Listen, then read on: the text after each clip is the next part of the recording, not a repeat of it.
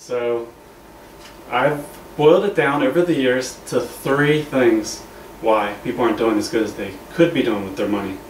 And before I get into that, I'll tell you what it's not. It's not because people aren't smart, and it's not because people don't work hard.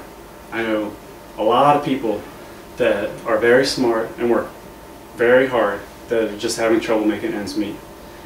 So the 3 things that I think it is first of all, there's a failure to plan.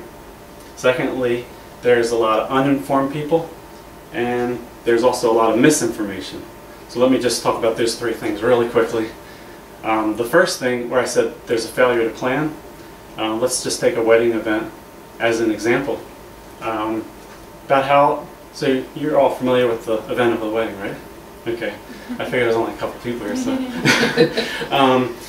So how long, by an average wedding event, like from when the bride wakes up and gets ready to when the bride and groom drive off in their limo to their honeymoon, about how long is that event usually?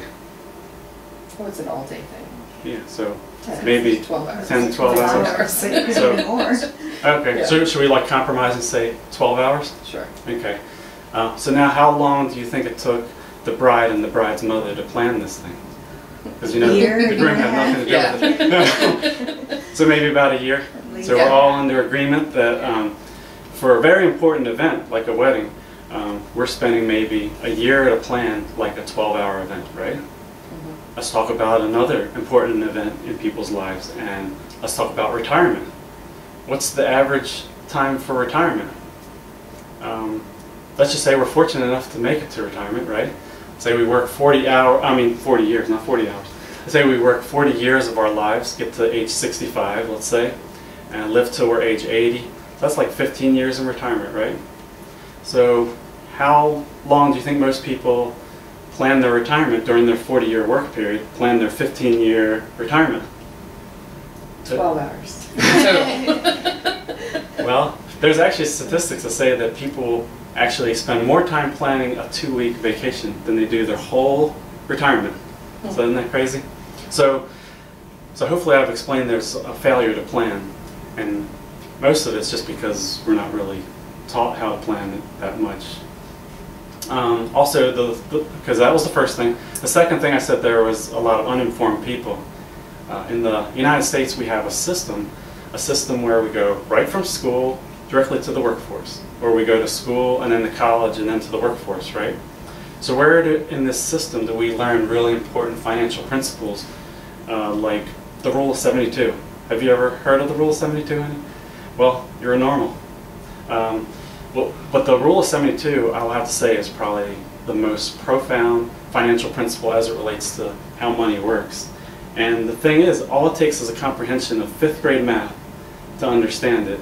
The problem is it's not really taught in school. It may be taught in school if you're like in an economic or financial career path or something like that.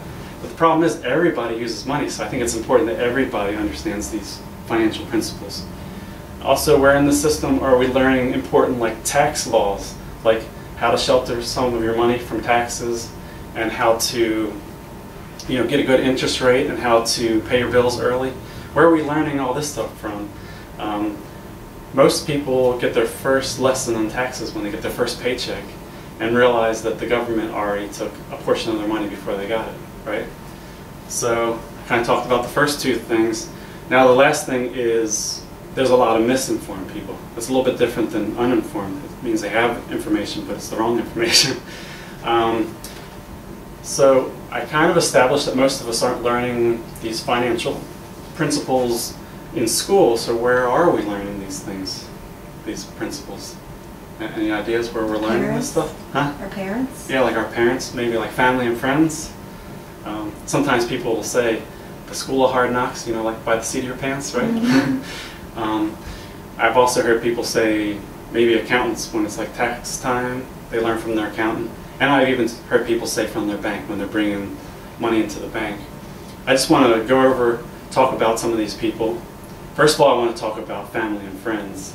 And I know this might be a hard pill to swallow. It was hard for me.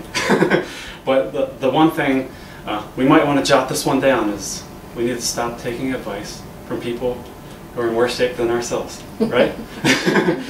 Now I'm just as guilty because I took all my advice from my family and friends. And my friends and family, they had my best interest in heart, you know what I mean? But the only thing is they were never taught. So it wasn't until I actually got in front of some wealthy people and they helped me to understand some strategies of how to build wealth and some of the fundamentals for wealth building, that I was able to change my family's situation around. And once I learned how easy these fundamentals are and these strategies are, I just wanted to tell as many people as possible. The only problem is a lot of people don't know this stuff is because it's not really being taught. And hopefully I can change some of that. And so when okay, so I talked about families and friends. I guess I also want to talk about accountants. Maybe we're getting information from accountants, and I'm definitely not bashing accountants because I actually need accountants in my life, and I think they do a good job of what they do. But the thing is, a lot of people think accounting principles and financial principles are the same thing. They're really not. Accounting principles is accounting for money that's already spent. Financial principles is about growing money and for spending in the future. So it's a little bit different philosophy. And now let's get to the banks. So what type of business are the banks in? To make money. Yeah, to make money, to lend money, to make profits, to print money? I don't know. But what sort of incentive do the banks really have to help you to shelter your money from taxes or to get a better interest rate or to help you pay your bills early? I mean, wouldn't that kind of eat into their profits? So anyways, that was just a little background on why I think a lot of people aren't doing as well as they would like to with money.